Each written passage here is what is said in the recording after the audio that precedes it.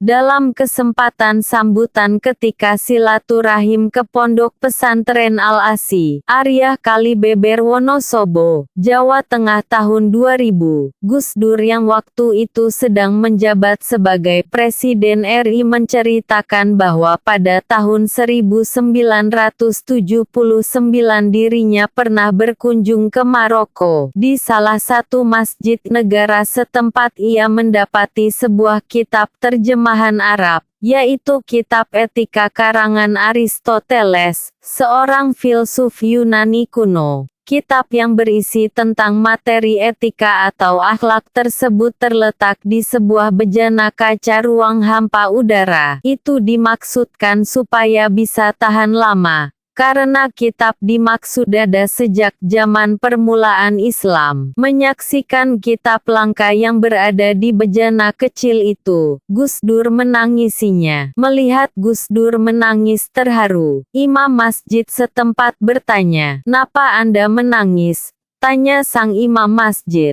"Kalau bukan karena kitab ini, saya tidak akan jadi muslim," jawab Gus Dur. Lewat cerita di atas, Gus Dur menyimpulkan bahwa akhlaknya para kiai dan ulama Indonesia yang selama ini dipraktikkan itu bersumber tidak hanya diambil dari nilai-nilai saja, melainkan juga diambil dari nilai-nilai dan etika sebelumnya. Dia mencontohkan, Aristoteles lahir 1200 tahun sebelum Islam. Kalau tidak karena kitab ini, kata Gus Dur, dirinya tidak akan jadi seorang muslim. Karena menurut Gus Dur, seorang muslim adalah yang menerapkan nilai-nilai dan etika Islam yang ditujukan untuk mewujudkan kebaikan bersama dan keadilan di tengah masyarakat, bukan muslim yang hanya menonjolkan simbol-simbol Islam, tapi jauh dari nilai dan etika Islam rahmatan lil alamin.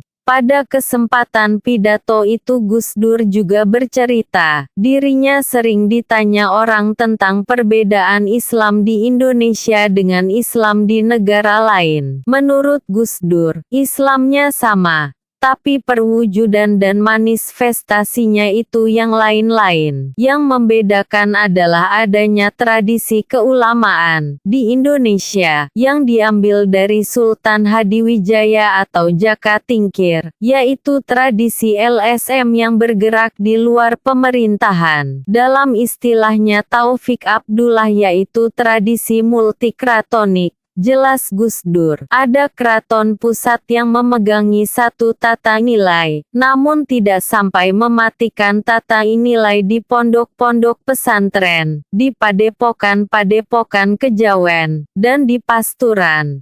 Tambahnya, dengan kata lain, menurut Gus Dur, hal semacam itu adalah ungkapan dari apa yang kita miliki bersama sebagai bangsa Indonesia. Dan ini menjadi inti dari keputusan Muktamar NU tahun 1935 di Banjarmasin, 10 tahun sebelum Indonesia merdeka. Karena itu, dalam pandangan Gus Dur, Islam di Indonesia dapat berkembang dengan baik, tanpa harus melalui bermacam-macam hal. Sedangkan sekarang, tahun 2000, terpampang di hadapan kita, adanya bahaya kalau agama dijadikan alat politik untuk mencapai sesuatu. Maka jadinya seperti di Maluku, saat terjadi konflik hebat bermuatan SARA. Karena itu, kita harus berhati-hati jangan sampai agama jadi alat politik. Partai politik berdasar agama boleh-boleh saja, tapi partai politik harus mendasarkan programnya pada kepentingan nyata masyarakat, bukan pada ajaran agama yang resmi. Jadi agama dalam pelaksanaannya bukan dalam perumusannya, tutur Gus Dur.